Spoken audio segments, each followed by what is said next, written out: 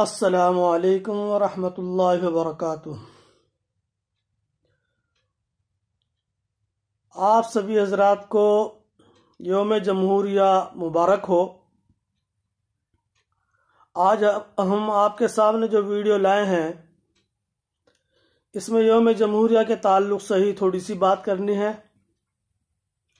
جیسا کہ آپ کو معلوم ہے کہ ہمارا ملک، ہمارا وطن 15 اگست 1947 کو آزاد ہوا، اور اس کے بعد 1950 میں اس کو ایک جمہوری ملک قرار دیتے ہوئے اس کا قانون لاگو کیا گیا۔ یہ تاریخ 26 جنوری تھی، اور جیسا کہ مشہور ہے کہ اس قانون کو تیار کرنے میں سب سے اہم رول جو رہا ہے وہ بابا صاحب امبیڈکر کا، بھیم راؤ امبیڈکر کا رہا ہے، کیونکہ وہ اس کمیٹی کی قیادت کر رہے تھے جس نے اس قانون کو تیار کیا، جس کو سنویدھان سبھا کہتے ہیں۔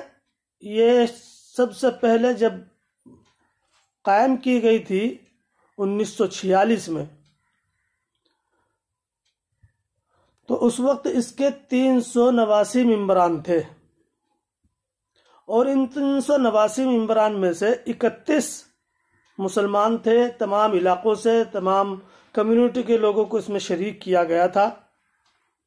میں آپ حضرات کے سامنے یہ 31 نام لوں گا۔ اس میں ایک عورت بھی شامل تھی۔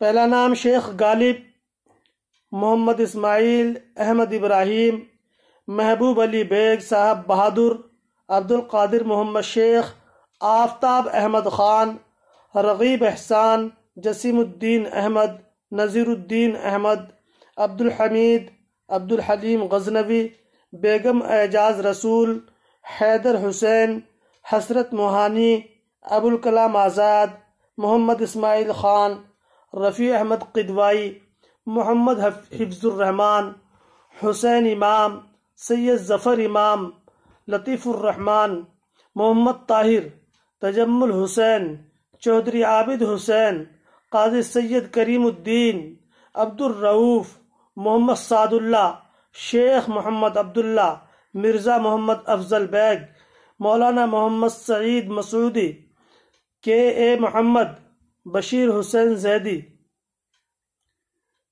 اس کمیٹی میں تبدیلیاں بھی ہوتی رہی، لیکن جو آخری 7 ممبران کی کمیٹی تھی جس کے صدر بابا امبیڈکر صاحب تھے، بابا راؤ بھیم راؤ امبیڈکر صاحب تھے،